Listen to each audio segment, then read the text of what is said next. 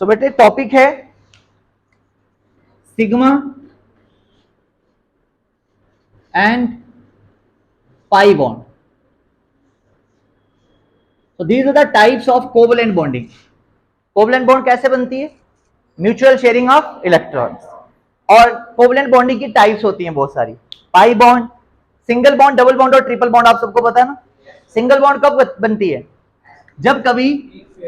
जब कभी दो एटम्स के बीच में दो इलेक्ट्रॉन शेयर हो जाएं तो कौन सी बॉन्ड बनती है? Single bond. अगर 4 इलेक्ट्रॉन शेयर हो जाएं तो डबल बॉन्ड, और अगर 6 इलेक्ट्रॉन शेयर हो जाएं तो ट्रिपल बॉन्ड. इससे ज्यादा तो बनती नहीं है. ये सिर्फ दो एटम्स के बीच की बात है, ठीक है. इसके अलावा और कौन सी बॉन्ड्स होती हैं? तो वो होती है एक सिग्मा और एक होती है पाई बॉन्ड. इसको जरा ध्यान से समझना. जब आपके एटॉमिक ऑर्बिटल्स चल रही है, जब आपके एटॉमिक ऑर्बिटल्स ओवरलैप हो जाते हैं, क्या हो जाते हैं? ओवरलैप हो जाते हैं, तो वहां पर सिग्मा और पाई बॉन्ड का कंसेप्ट आता है. देखो पहले मैं बताने लगा हूं सिग्मा बॉन्ड, ध्यान से समझना.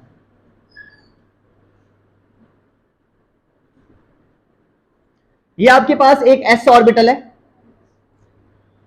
और ये इसके साथ दूसरा s ऑर्बिटल ओवरलैप हो गया. ये कौन सा है? और ये भी कौन सा है? ओवरलैप होने का मतलब ऐसा, ये एक था और ये दूसरा आ गया. ये आ गया overlapped area.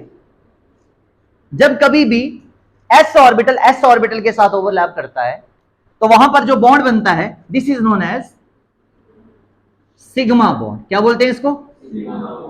Basically sigma bond कब बनता है? जब ओवरलैपिंग कहां पे होती है? एक्सिस के ऊपर होती है, एक्सियल ओवरलैपिंग. जब कभी भी आपके एटॉमिक ऑर्बिटल्स एक्सिस के ऊपर ओवरलैप करेंगे तो वहां पर जो बॉन्ड बनेगा वो कौन सा बॉन्ड होगा? सिग्मा बॉन्ड होगा. और कैसे बन सकता है? बच्चे देखो, ये आपके पास एक s ऑर्बिटल है और आपने इसमें p ऑर्बिटल डाल दिया, ठीक है. ये इसका एक्सिस है. अब होगा क्या रिजल्टेंट? ये s ऑर्बिटल और ये p ऑर्बिटल यहां पर ओवरलैप हो गए एक्सिस के ऊपर. तो फिर वापिस यहां पे कौन सा बॉन्ड बनेगा? सिग्मा बॉन्ड बनेगा. समझ में आया? एक और एग्जांपल लेता हूं. ये आपके पास कौन सा ऑर्बिटल है? जल्दी बताना. p ऑर्बिटल, और इसमें एक और p ऑर्बिटल मिक्स कर दो. ये भी कौन सा ऑर्बिटल था और ये भी कौन सा था? अब आपने इन दोनों को जब मिक्स करवाया तो कंडीशन ऐसी आई,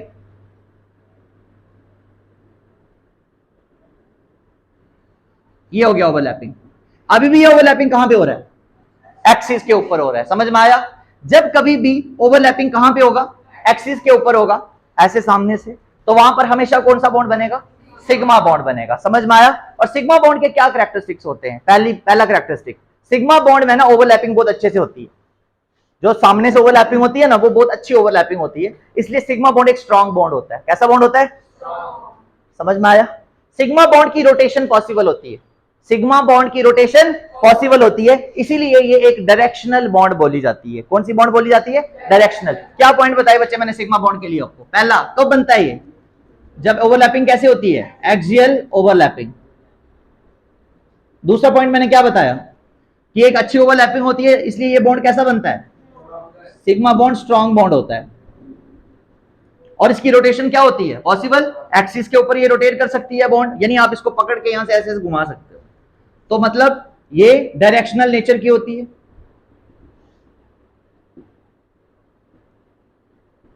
डायरेक्शनल नेचर की बॉन्ड होती है. समझ में आया? और दूसरा मैंने क्या बोला था? इसकी रोटेशन क्या है? पॉसिबल है. इसकी रोटेशन पॉसिबल है. अब यहां पर ध्यान दो, ये ऑर्बिटल मैंने कौन सा लिया था? s, और ये भी कौन सा था? ठीक है, और बन गया ss. क्या ये ऑर्बिटल हाइब्रिडाइज्ड है या अनहाइब्रिडाइज्ड है? इधर देखो, अनहाइब्रिडाइज्ड है. ये वाला अनहाइब्रिडाइज्ड, ये वाला भी. ये प्योर p है ना, और ये प्योर क्या है? s. ये प्योर p और ये भी प्योर p है. तो ये मैंने प्योर s बनाया था, ये प्योर s बनाया था. ये अनहाइब्रिडाइज्ड थे. ये भी दो कौन से थे? अनहाइब्रिडाइज्ड. ये भी दो कौन से थे? अनहाइब्रिडाइज्ड.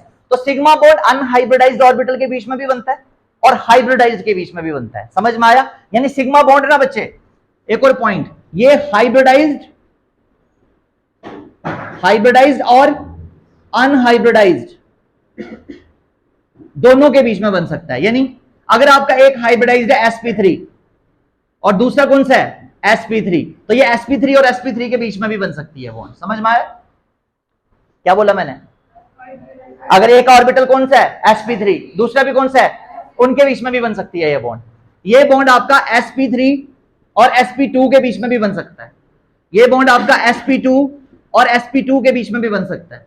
ये बॉन्ड आपका sp और sp के बीच में भी बन सकता है। तो कहने का सिंपली मेरा मतलब ये है कि ये जो सिग्मा बॉन्ड होता है ये इसके कैरेक्टरिस्टिक्स हैं। और कैसे बनता है सिग्मा बॉन्ड, जब आपके ऑर्बिटल कैसे ओवरलैप करते हैं, एक्सिस के ऊपर ओवरलैप करते हैं। कितने तरीके से ओवरलैप कर सकते हैं? अगर मैं आपको सिंपली बोलूं बच्चे बताओ कितने मेथड से सिग्मा बॉन्ड बन सकती है, तो बताओ 3 या बहुत सारे? बहुत सारे। एस एस से बन सकता है, एस पी से बन सकता है, पी पी की ओवरलैपिंग से बन सकता है, ओके। sp3 और sp3 से बन सकता है, sp3 और sp2 से बन सकता है, sp2 और sp2 से बन सकता है। तो मतलब सिग्मा बॉन्ड जो है वो हाइब्रिडाइज्ड ऑर्बिटल के बीच में भी बन सकता है और अनहाइब्रिडाइज्ड ऑर्बिटल के बीच में भी बन सकता है। बात समझ में आ गई? ओके। अब मैं बात करूंगा किसकी, पाई बॉन्ड की। पाई बॉन्ड कैसे बनेगा? सो बच्चे पाई बॉन्ड के बारे में समझ लो। पाई बॉन्ड बनेगा आपका साइड वाइज ओवरलैपिंग से। कैसे? साइड वाइज ओवरलैपिंग में। और एक और इंपॉर्टेंट पॉइंट यहां मैं बताना भूल गया, वो पता क्या है कि दो एटम्स के बीच में एक ही सिग्मा बॉन्ड बन सकती है, एक से ज्यादा सिग्मा बॉन्ड नहीं बन सकती। दो एटम्स के बीच में सिर्फ एक ही सिग्मा बॉन्ड बन सकती है। दो एटम्स के बीच में सिर्फ कितनी सिग्मा बॉन्ड्स हो सकती हैं? एक सिग्मा बॉन्ड हो सकती है, इससे ज्यादा नहीं। तो पाई बॉन्ड कैसे बनती है जल्दी बोलो? साइड वाइज ओवरलैपिंग से। और ये सिर्फ पता कौन सी केस में बन सकती है? लाइक ये आपका एक p ऑर्बिटल है, ये p ऑर्बिटल है और प्लस एक और p आपने ऐड कर दिया, ठीक है। अब आप इन दोनों को जोड़ रहे हो, पता कैसे? ये एक और ये दूसरा। मुझे बताओ इसकी एक्सिस ये थी ना, लेकिन अब ये एक्सिस पे ओवरलैप हुए। कहां पे ओवरलैप हुए? एक्सिस से ऊपर या एक्सिस से नीचे, यहां पे और यहां पे। समझ में आया? ऐसा कोई भी बॉन्ड होता है ना जो साइड वाइज ओवरलैप होकर बना हो, तो उसको हम क्या बोलते हैं? This is the pi bond. समझ में आ गया? तो पाई बॉन्ड बच्चे कैसे बनता है जल्दी बोलो? साइड वाइज ओवरलैपिंग से। और ये कभी भी ना हाइब्रिडाइज्ड ऑर्बिटल के बीच में नहीं बनता है। समझ में आया? पाई बॉन्ड कभी भी हाइब्रिडाइज्ड ऑर्बिटल के बीच में नहीं बनता। और दो एटम्स के बीच में एक से ज्यादा पाई बॉन्ड हो सकती है, दो पाई बॉन्ड्स हो सकती हैं। समझ में आया? मैंने आपको यहां पर थोड़ी देर पहले बताया था, अगर बच्चे सिंगल बॉन्ड हुई तो कौन सी है? सिग्मा। अगर डबल हुई तो एक सिग्मा और एक, और बच्चे अगर ट्रिपल बॉन्ड हुई तो ये सिग्मा और ये पाई। समझ में आया? तो दो एटम्स के बीच में सिग्मा बॉन्ड्स मैक्सिमम कितनी हो सकती हैं? एक। लेकिन पाई बॉन्ड्स कितनी हो सकती हैं? दो। मैक्सिमम दो हो सकती हैं। क्लियर हो गया? अब फटाफट बताओ पाई बॉन्ड कैसे बनता है? साइड वाइज ओवरलैपिंग से। किसके बीच में? P और P के बीच में। ये P और ये दूसरा P था। और ये ना बेसिकली मैं एक बात बताऊं, आप इनको ज्यादा क्लोज नहीं ला सकते। मैं बताता हूं क्यों। देखो ये एक ऑर्बिटल था, यहां पर इसका न्यूक्लियस भी तो होगा। ये आपके पास दूसरा ऑर्बिटल आ गया, इसका भी न्यूक्लियस होगा। क्या आप इसको ज्यादा क्लोज ला सकते हो? क्यों? क्योंकि इसका न्यूक्लियस इसके न्यूक्लियस को क्या करना शुरू कर देगा? रिपेल। इसकी वजह से यहां पर जो ओवरलैप एरिया होता है ना वो बहुत कम होता है। तो ये एक अच्छी ओवरलैपिंग नहीं मानी जाती है। साइड वाइज ओवरलैपिंग अच्छी ओवरलैपिंग नहीं होती है। समझ में आया? साइड वाइज ओवरलैपिंग अच्छी ओवरलैपिंग नहीं होती है, जिसकी वजह से ये एक वीक बॉन्ड होता है। कौन सा बॉन्ड होता है? वीक बॉन्ड होता है। क्लियर हुआ? Pi bond is the weakest bond which is found by side wise overlapping. यहां तो ऐसे, यहां तो ऐसे, अबव द और बिलो द। क्लियर हो गया बच्चे? और मैं आपसे क्वेश्चन पूछता हूं, मुझे बताओ पाई बॉन्ड की रोटेशन पॉसिबल होगी? नहीं। रोटेट करने की कोशिश करोगे टूट जाएगी, बिकॉज वो बड़ी वीक बॉन्ड है। समझ में आया? रोटेशन किसकी पॉसिबल है? सिग्मा बॉन्ड की। पाई बॉन्ड की रोटेशन पॉसिबल? हाइब्रिडाइज्ड ऑर्बिटल के बीच में कौन सा बॉन्ड बन सकता है? Sigma. Pi bond hybridised orbital के बीच में नहीं बनता। दो एटम के बीच में कितनी सिग्मा बॉन्ड्स हो सकती हैं? एक। लेकिन पाई बॉन्ड से एक से ज्यादा भी हो सकती हैं। समझ में आया? क्लियर है? वीकेस्ट बॉन्ड कौन सी है? Pi bond. सिग्मा बॉन्ड कैसी है? स्ट्रॉन्ग बॉन्ड है। और यहां पर एक और टॉपिक आता है, that is the resonance. Resonance. Resonance का मतलब होता है कि पाई बॉन्ड का शिफ्ट होना, यहां से यहां, यहां से यहां, यहां से यहां, है ना, उसको रेजोनेंस कहते हैं। तो रेजोनेंस में कौन सी बॉन्ड पार्टिसिपेट करेगी? मुझे बताओ। ये बॉन्ड है, अगर ये स्ट्रॉन्ग है तो इसको यहां से तोड़ के घुमाना मुश्किल है। कौन सी बॉन्ड को आप घुमा सकते हो?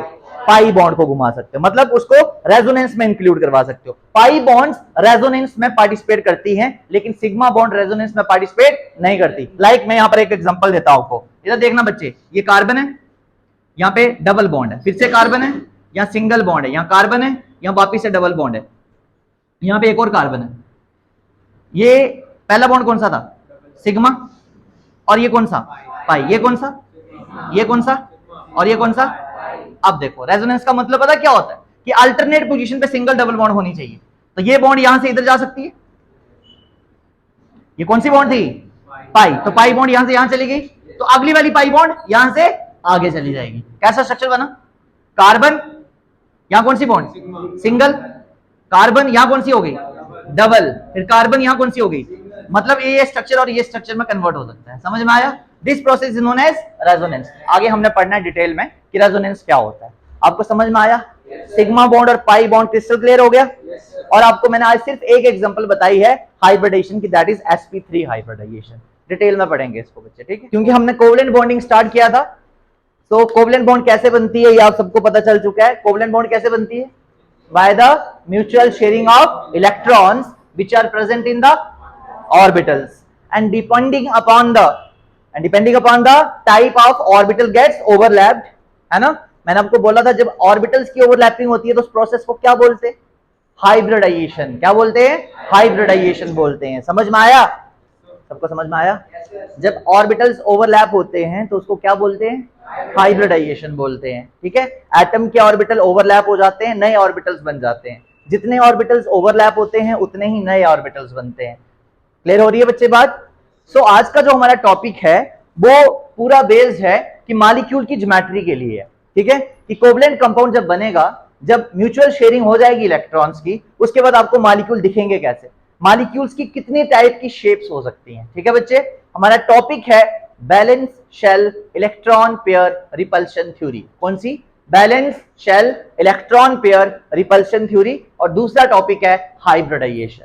तो सबसे पहले हम हाइब्रिडाइजेशन पढ़ेंगे और उसके बाद हम वेस्पर थ्योरी पढ़ेंगे, valence shell electron pair repulsion theory. Like देखो बच्चे, टॉपिक है आपका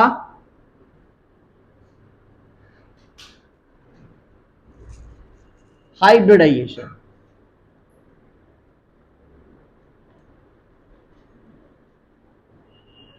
हाइब्रिडाइजेशन। सो हाइब्रिडाइजेशन क्या होती है?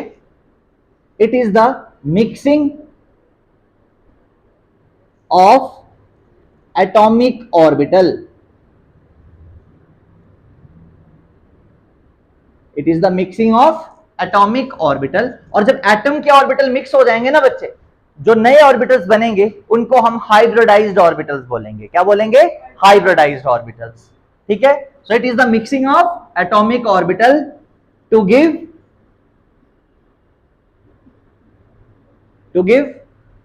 कौन से ऑर्बिटल्स? Hybridised orbital.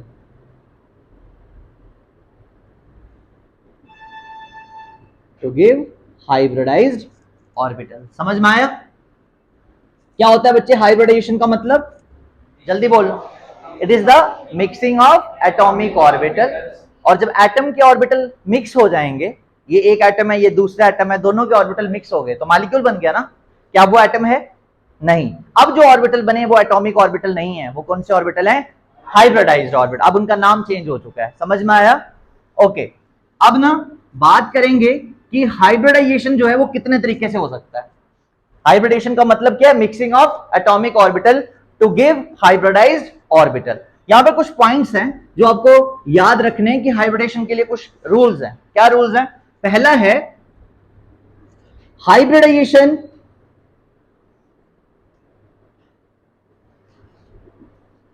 occur between those orbitals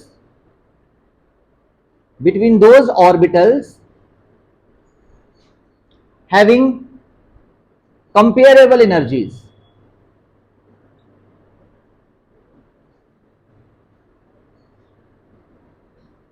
इसका मतलब क्या है? एक एटम के दो ऑर्बिटल मिक्स हो रहे हैं। कौन से ऑर्बिटल मिक्स होंगे? जिनकी एनर्जी क्या होगी?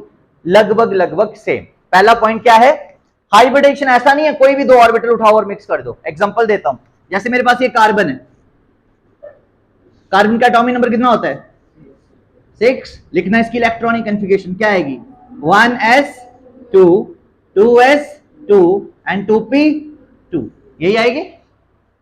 अगर अब आपने ऑर्बिटल्स को मिक्स करना होगा तो कौन से ऑर्बिटल को मिक्स करोगे, ये कौन सा है 2s, सेकंड शेल है ना ये, और ये भी कौन सा शेल है, तो हाइब्रिडेशन हमेशा सेम शेल के बीच में ही होगी। समझ में आया, मतलब कंपेरेबल एनर्जी वाले ऑर्बिटल ही आप मिक्स करोगे। ऐसा नहीं है कि अगर एक 2s है और एक 5d है आपने इसको और इसको मिक्स कर दिया, ऐसा कभी भी नहीं होगा। हाइब्रिडेशन कौन से ऑर्बिटल्स के बीच में होती है, जिनकी एनर्जी लगभग लगभग क्या हो, सेम हो। समझ में आया। दूसरा पॉइंट, जितने ऑर्बिटल कंबाइन होंगे उतने ही नए ऑर्बिटल्स बनेंगे। समझ में आया, जितने ऑर्बिटल कंबाइन होंगे उतने ही नए ऑर्बिटल्स बनेंगे। The number of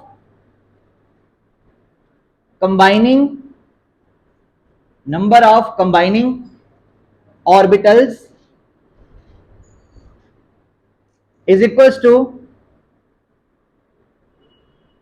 number of newly formed hybridized orbitals।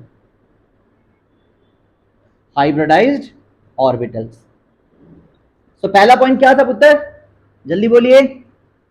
Hybridisation हमेशा कौन से ऑर्बिटल्स के बीच में होती है, जिनकी एनर्जी सेम नहीं बोला मैंने, नियरली सेम होगी, कंपेरेबल होगी। सेकंड पॉइंट मैंने क्या बताया, हाइब्रिडेशन जब भी होगी तो जितने एटम के ऑर्बिटल कंबाइन करेंगे उतने ही नए ऑर्बिटल बनेंगे। नए ऑर्बिटल को हम लोग क्या बोलते हैं, हाइब्रिडाइज्ड ऑर्बिटल, और जो कंबाइन हुए थे उनको हम कौन से ऑर्बिटल बोलते थे, एटॉमिक ऑर्बिटल।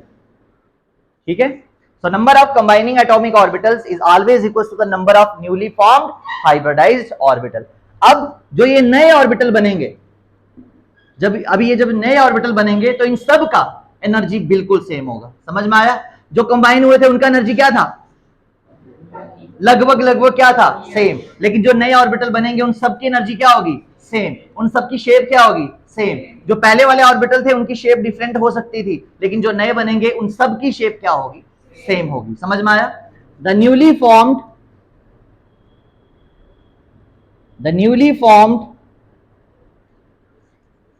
hybridized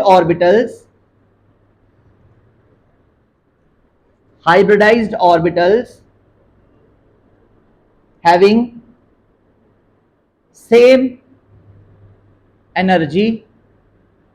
एनर्जी बिल्कुल सेम होगी, शेप बिल्कुल सेम होगी, है ना। जो नए ऑर्बिटल बनेंगे जिनको आप हाइब्रिडाइज्ड ऑर्बिटल्स बोलोगे उन सब की एनर्जी क्या होनी है, शेप क्या होनी है, एंड उनका नाम भी क्या होगा, सेम। समझ में आया। मान लीजिए पहले एक s ऑर्बिटल एक p ऑर्बिटल के साथ कंबाइन हुआ, ध्यान से सुनना, एक s ऑर्बिटल एक p ऑर्बिटल के साथ कंबाइन हुआ, तो पहले दोनों के नाम क्या थे, अलग। एक का नाम क्या था, एक का नाम क्या था, समझ में आया। लेकिन जब आपने उन दोनों को मिक्स कर दिया तो क्या बना, sp हाइब्रिडाइज्ड ऑर्बिटल। कितने बनेंगे, दो। कंबाइन कितने किए थे, तो नए कितने बनेंगे, अब उन दोनों का नाम क्या होगा, sp। बात समझ में आई। तो जितने कंबाइन करते हैं उतने ही नए बनते हैं। जो कंबाइन कर रहे थे वो एटॉमिक ऑर्बिटल्स थे, जो नए बन रहे थे वो हाइब्रिडाइज्ड ऑर्बिटल्स थे। जो कंबाइन कर रहे थे उनकी एनर्जी नियरली सेम थी, लेकिन जो नए बने उनकी एनर्जी 100% सेम है। जो कंबाइन कर रहे थे उनका नाम सेम हो सकता है लेकिन नहीं भी हो सकता है। अगर s के साथ कंबाइन कर रहा है तो नाम सेम है, लेकिन जब s p के साथ कंबाइन कर रहा है तो नाम क्या थे, डिफरेंट। लेकिन जो नए बनेंगे उन सबका नाम क्या होगा, सेम होगा। समझ में आया। मैंने इसकी बहुत बेस्ट एग्जांपल आपको दी थी, एक कल दी थी, हलवे वाली एग्जांपल दी थी। मैंने क्या बोला था, अगर हम कुछ ड्राई फ्रूट्स ले लें हलवा बनाने के लिए, एक कटोरी में हमने क्या ले लिया, कैशे ले लिए, एक के अंदर क्या ले लिया, बादाम ले लिए, मतलब 3-4 ड्राई फ्रूट्स ले लिए, ठीक है। और हमने उनको मिला के उसमें किससे बनता है हलवा, सूजी, उसमें मिलाकर हलवा बना दिया। मुझे बताओ पहले सबका नाम क्या था, काजू, बादाम, किशमिश, सूजी, सबका नाम क्या था, घी। सबका नाम पहले क्या था, अलग था। लेकिन जब आपने बना दिया, जो नई चीज बनी, क्या उसके अंदर वो सारी चीजें हैं, है ना, लेकिन अब उसका नाम क्या है? हलवा। ठीक है, क्या नाम है? हलवा।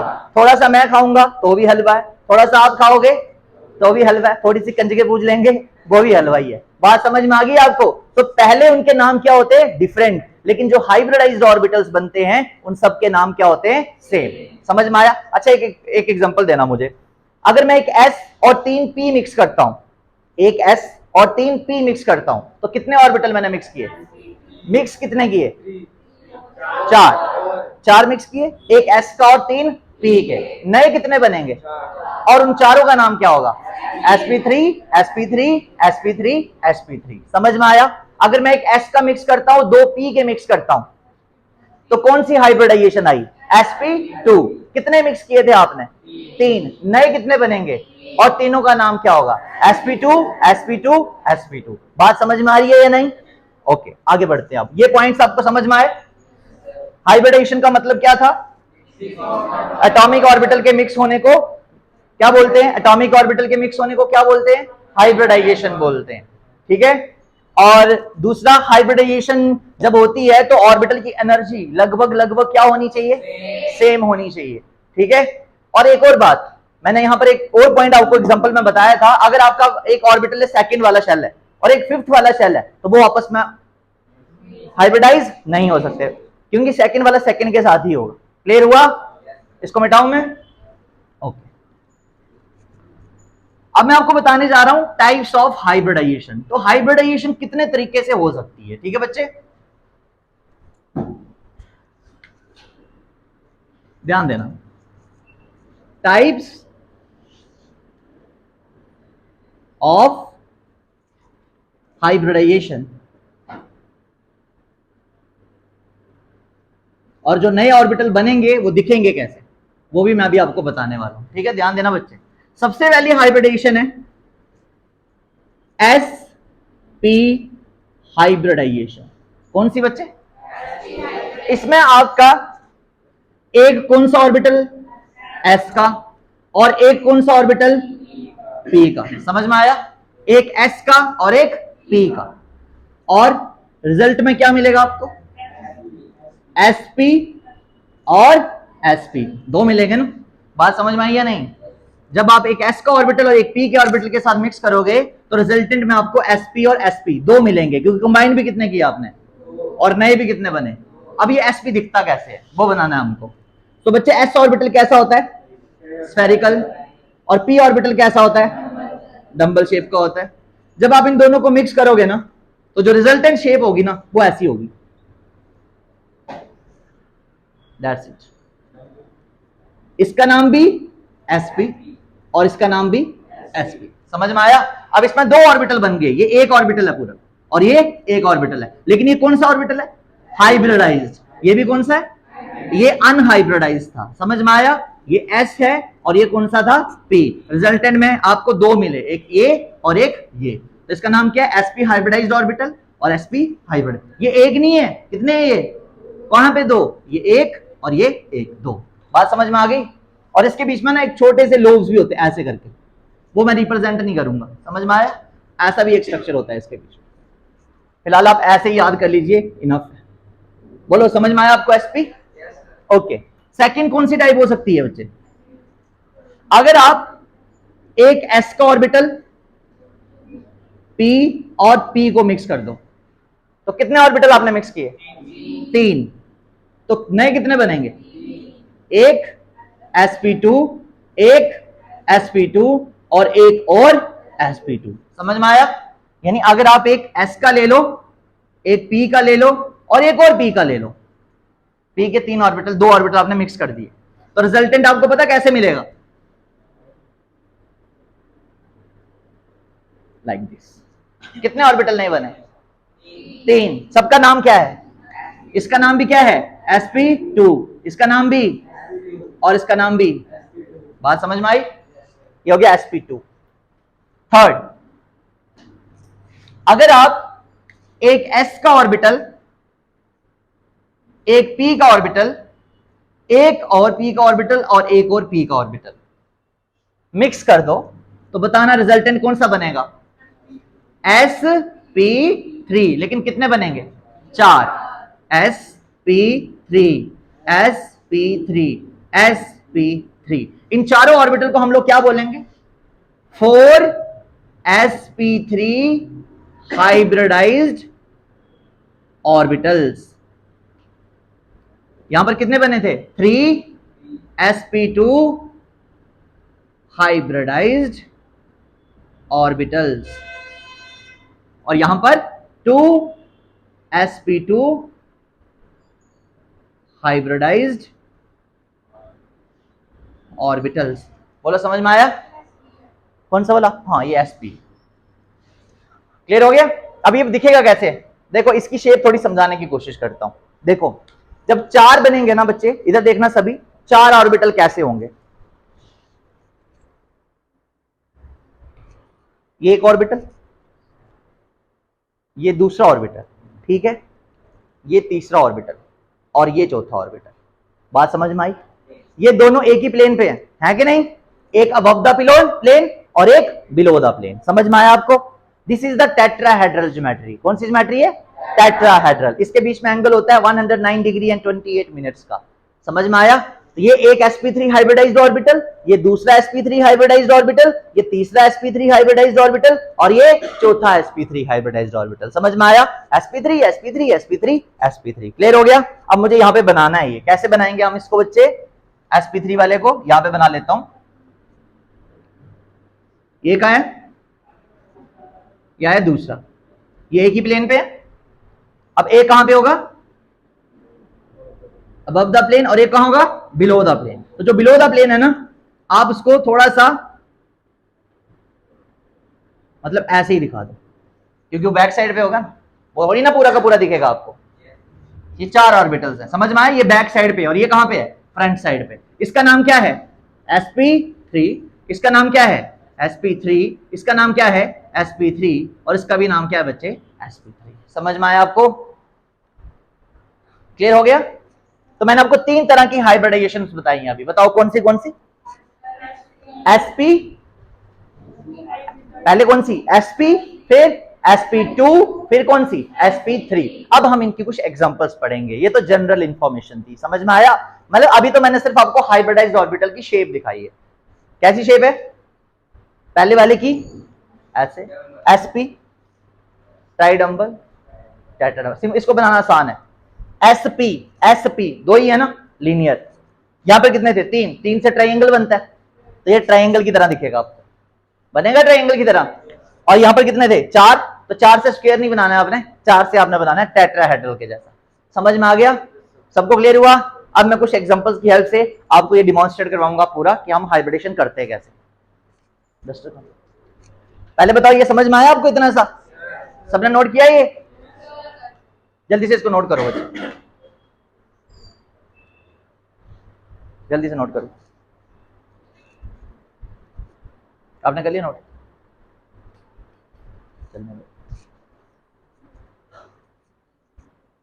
क्या होता है हाइब्रिडेशन का मतलब? Mixing of AOs. What is AOs? Atomic orbitals. और एटॉमिक ऑर्बिटल के कॉम्बिनेशन पे क्या बनता है? Hybridised orbital. समझ में आया? और जितने ऑर्बिटल कंबाइन करते हैं उतने ही हाइब्रिडाइज्ड वाले बनते हैं। समझ में आया? जो हाइब्रिडाइज्ड वाले होते हैं वो सारे एक जैसे होते हैं। बताया तो था हलवा, सारा का सारा एक ही जैसा था। समझ में आया? पक्का? ओके। अगर आप पेंट ले लो, एक ब्लू कलर का एक रेड कलर का, तो पहले दोनों कौन से कलर के थे? Different colour. अब आप मिक्स कर दो उनको, तो अब एक कलर बन जाएगा। समझ में आया? उसमें रेड की भी प्रॉपर्टीज होंगी और ब्लू की भी प्रॉपर्टीज होंगी। समझ में आया? चलिए अब मैं इसको मिटा रहा हूं। अब मैं ये तीनों की एग्जांपल्स आपको बताऊंगा, ठीक है बच्चे?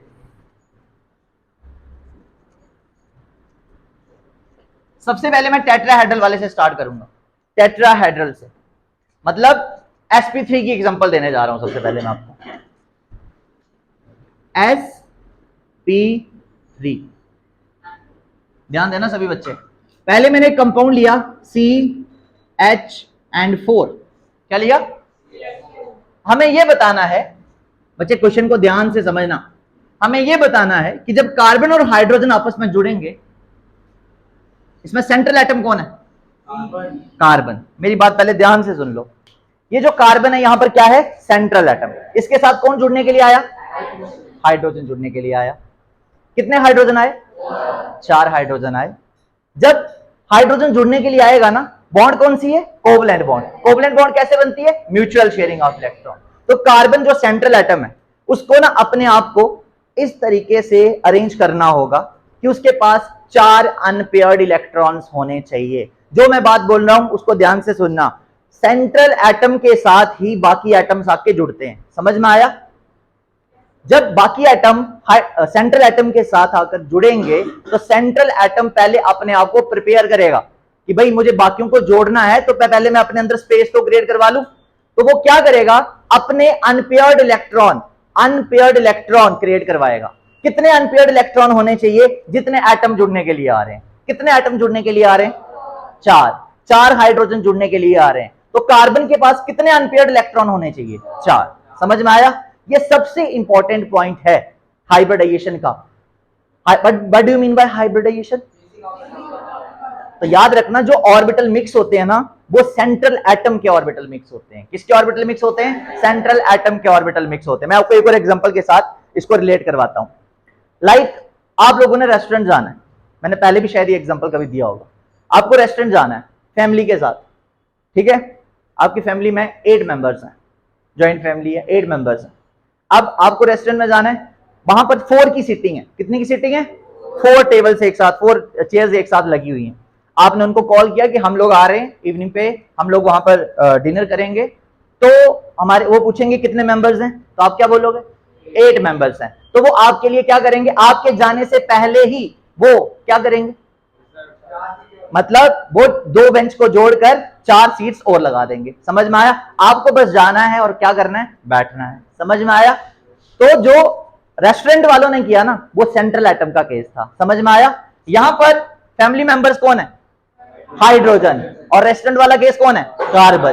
कार्बन को पहले ही अपने आप को रीअरेंज कराना होगा, अपने ऑर्बिटल को मिक्स कराना होगा, ताकि हाइड्रोजन बस आए और आपके क्या कर जाए, जुड़ जाए। समझ में आया। तो कार्बन के पास क्या होना जरूरी है, अनपेयर्ड इलेक्ट्रॉन्स। क्या होना जरूरी है, कितने अनपेयर्ड होना जरूरी है, 4, क्योंकि हाइड्रोजन कितने आ रहे हैं जुड़ने के लिए, 4। ठीक है। अब मैं आपको पूरा डिटेल में बताने जा रहा हूं। सबसे पहले हम कार्बन के बारे में पढ़ेंगे, ऐसे ही लिखना आपने एग्जाम में, carbon in ground state. Carbon in ground state. Ground state का मतलब पता है क्या है, कि अभी रेस्टोरेंट वालों को पता नहीं है कि आप आ रहे हो कि नहीं आ रहे हो। तो कितने की सीटिंग थी, 4 की। मतलब जो कार्बन की नॉर्मल इलेक्ट्रॉनिक कॉन्फ़िगरेशन है ग्राउंड स्टेट में, वही लिखेंगे आप। क्या होता है कार्बन का एटॉमिक नंबर, 6। तो आप लिखोगे 1s2 2s2 and 2p2। सही है। अब आप एक काम करो, इस s को बनाओ। ये बना लिया बच्चे मैंने, s का एक ही ऑर्बिटल होता है ना, कितने इलेक्ट्रॉन है उसमें, तो आप लिखो 1 and 2। आ जाओ दूसरे s पे, इसमें भी कितने इलेक्ट्रॉन है, 2। सो 1 and 2। This is 1s and this is 2s। समझ में आया। इसमें भी कितने इलेक्ट्रॉन है, 2, और इसमें भी कितने इलेक्ट्रॉन है। अब p के कितने ऑर्बिटल्स होते हैं, 3। ये बना लिए 3 ऑर्बिटल, 1 2। कितने इलेक्ट्रॉन है, सो 1 and 2। ये आ गया आपके पास 2px, ये आ गया आपके पास 2p, और ये आ गया 2pz। मुझे बताओ कार्बन के पास कितने अनपेयर्ड इलेक्ट्रॉन है, जल्दी बोलना, 2। तो अभी तो सिर्फ कितने हाइड्रोजन जुड़ सकते हैं, 2, लेकिन जोड़ने कितने आपने। तो अब कार्बन क्या करेगा, अपने ऑर्बिटल्स को मिक्स करेगा और कितने अनपेयर्ड इलेक्ट्रॉन क्रिएट करवाएगा, 4। समझ में आया। लेकिन एक और बात मैंने बताई थी, मिक्सिंग हमेशा सेम, लगभग सेम एनर्जी वालों के बीच में होती है। तो इसका 2s और 2p ऑर्बिटल मिक्स हो जाएंगे। देखो कैसे। अब आप लिखोगे कार्बन इन एक्साइटेड स्टेट। अब उसको पता चल चुका है कि हाइड्रोजन जुड़ने के लिए आ रहा है, मुझे अपने ऑर्बिटल को मिक्स कराना है, तो वो एक्साइटेड स्टेट में चला जाएगा। कार्बन इन एक्साइटेड स्टेट कैसा बनेगा बच्चे, अब पता क्या होगा, ये अपना एक इलेक्ट्रॉन यहां से यहां भेज देगा, एक्साइट कर देगा अपना एक इलेक्ट्रॉन। तो बताओ क्या कहानी हुई फिर, 1s2, इसमें कितने रह गए, 1, ये हो गया 2s1, इसमें कितने हो गए, 1, इसमें 1, और इसमें 1। समझ में आया। इसका नाम क्या है, 2px, 2p y और 2p z, सब में कितने कितने इलेक्ट्रॉन, एक एक इलेक्ट्रॉन। समझ में आया? कितने अनपेयर्ड इलेक्ट्रॉन क्रिएट हो गए? क्या अब हाइड्रोजन आके जुड़ सकता है? लेकिन उससे पहले ना आपने इन तीनों ऑर्बिटल को मिक्स कर देना, इन सबको मिक्स कर देना है। मिक्स तो अभी अब तक किया ही नहीं ना। अब आप यहां पे एक लाइन ड्रॉ करेंगे ऐसे ऐसे, ये चारों इकट्ठे हो जाएंगे। कौन से ऑर्बिटल मिक्स हुए जरा ध्यान दो। s के कितने? एक, और p के कितने? एक, दो और तीन। s के कितने ऑर्बिटल मिक्स हुए? एक, और p के कितने? तो कौन सी हाइब्रिडाइजेशन आई? sp3 hybridisation. बोलो समझ में आया? sp3 hybridisation. सबको क्लियर हुआ? सब होगा पता है क्या? एक हाइड्रोजन आपका यहां पे आके जुड़ जाएगा, एक हाइड्रोजन आपका यहां पे आके जुड़ जाएगा, एक हाइड्रोजन आपका यहां पे आके जुड़ जाएगा, और एक हाइड्रोजन आपका यहां पर आके जुड़ जाएगा। बात समझ में आ गई? कौन सी हाइब्रिडेशन आई बच्चे? sp3। बोलो इतना सा समझ में आया? लेकिन अभी ये कंप्लीट नहीं हुआ है, अभी इसमें थोड़ा सा और करेंगे। शुरू से एक बार बताता हूं। जब आपने मीथेन का स्ट्रक्चर पढ़ा तो कार्बन में ग्राउंड स्टेट में कितने अनपेयर्ड इलेक्ट्रॉन थे? दो। कितने थे? दो। हाइड्रोजन कितने आ रहे थे? तो कितने अनपेयर्ड होने चाहिए थे? चार। तो कार्बन ने अपना एक इलेक्ट्रॉन क्या कर दिया? एक्साइड। 2s का इलेक्ट्रॉन किसमें भेज दिया? 2p में, और उसने उन सिंगल इलेक्ट्रॉन वाले सारे ऑर्बिटल को मिक्स करवा दिया। और इसका नाम क्या होगा? अब ये सारे मिक्स हो गए ना, तो इसका नाम क्या होगा? sp3। इसका नाम भी, इसका नाम भी, और इसका नाम भी। पहले इसका नाम क्या था? s, इसका नाम क्या था? p, इसका p और इसका p था, तो नाम अब सेम हो गया। समझ में आया आपको? अब आपको डायग्रामेटिकली ये बताना है मुझे। तो सबसे पहले बताओ कार्बन के अंदर हाइब्रिडाइजेशन कौन सी हुई? sp3। कार्बन के कितने ऑर्बिटल मिक्स हुए? एक s का और 3 p के। तो कितने नए बनेंगे बेटे? कार्बन का एक s और 3 p मिक्स हुए ना, 4 मिक्स हुए, तो नए कितने बनेंगे? और उन चारों का नाम क्या होगा? sp3 sp3 sp3 sp3। तो अभी तो आपको दिखाया था sp3 कैसे बनते हैं, दिखाया था कैसे बनते हैं। सेंटर में कौन आएगा? कार्बन। याद आया? ऐसा बताया था। एक sp3, दूसरा sp3, थर्ड sp3, और यहां पे फोर्थ sp3। समझ में आया आपको? तो यहां पर आपके कितने sp3 ऑर्बिटल बन गए? 4 बन गए। इसका नाम भी क्या है? sp3। इसका नाम भी क्या है? sp3। इसका नाम भी sp3, और इसका नाम भी sp3। बताओ इन सब में कितने कितने इलेक्ट्रॉन्स हैं? सब में कितने कितने? इसमें कितने थे? एक। इसमें कितने थे? इसमें कितने? इसमें कितने? वो एक एक इलेक्ट्रॉन बना लो। एक, एक, एक और एक बना लिया। अब इसके साथ जुड़ने के लिए कौन आया? हाइड्रोजन। तो अब आप लिखोगे हाइड्रोजन की इलेक्ट्रॉनिक कॉन्फ़िगरेशन बताना क्या होती है? 1s1। तो हाइड्रोजन का इलेक्ट्रॉन किसमें प्रेजेंट है? 4 हाइड्रोजन है ना आपके पास बच्चे, 1s1, 1s1 और 1s1। चारों के चारों हाइड्रोजन का इलेक्ट्रॉन कौन से ऑर्बिटल में प्रेजेंट है? s में। तो अब होगा पता है क्या? कार्बन के 4 sp3 हाइब्रिडाइज्ड ऑर्बिटल के साथ हाइड्रोजन का 1s ऑर्बिटल ओवरलैप हो जाएगा। समझ में आया? तो हाइड्रोजन का s ऑर्बिटल कैसा दिखता है आपको? स्फेरिकल। तो आपने क्या करना है? ये आ गया आपका s, किसका है ये? हाइड्रोजन का। ये आ गया आपका s, किसका है? हाइड्रोजन का। कितने इलेक्ट्रॉन है सब में? एक एक। तो ये आ गया एक इलेक्ट्रॉन, ये आ गया एक इलेक्ट्रॉन, यहां पर भी हाइड्रोजन, ये आ गया एक इलेक्ट्रॉन, यहां पर भी हाइड्रोजन, ये आ गया एक इलेक्ट्रॉन। ये आपका हाइड्रोजन है, ये भी हाइड्रोजन है, ये भी हाइड्रोजन है, और ये भी हाइड्रोजन है। ये बन गया आपका कोवलेंट बॉन्ड। अब यहां पे ये ऐसा ही डायग्राम बनेगा मीथेन का। This is the structure of methane, CH4। समझ में आया आपको? पता चला? पक्का? क्या किया मैंने पूरे कंपाउंड में? जल्दी से बताना। कार्बन के बैलेंस शेल में कितने इलेक्ट्रॉन्स थे? बैलेंस शेल में 2 नहीं, कार्बन के 4 होते हैं, लेकिन अनपेयर्ड कितने थे? 2 थे। ठीक है। फिर कार्बन ने क्या किया? आप एक्साइटेड स्टेट में चला गया और 4 अनपेयर्ड इलेक्ट्रॉन करा दिए। 4 अनपेयर्ड इलेक्ट्रॉन जिन भी ऑर्बिटल के अंदर थे उन सभी ऑर्बिटल को उसने क्या किया? मिक्स। और मिक्स करने के बाद कौन सी हाइब्रिडाइजेशन हुई? sp3। sp3 का मतलब ही है कि 4 नए बने होंगे। तो बना लिया हमने 4। ये कार्बन का पहला sp3 हाइब्रिडाइज्ड ऑर्बिटल, ये दूसरा, ये तीसरा और ये चौथा। अब इसके साथ जुड़ने के लिए कौन आ रहा है? हाइड्रोजन। हाइड्रोजन का कौन सा ऑर्बिटल यहां पे ओवरलैप करेगा? जिसके अंदर उसका इलेक्ट्रॉन होगा। तो हाइड्रोजन का इलेक्ट्रॉन किसके अंदर था? s के अंदर। तो मैंने ये हाइड्रोजन का 1s, 1s, 1s और 1s, स्फेरिकल होता है। तो ये 4 बना लिए, और यहां पर इनके बीच में कौन सा बॉन्ड बन गया?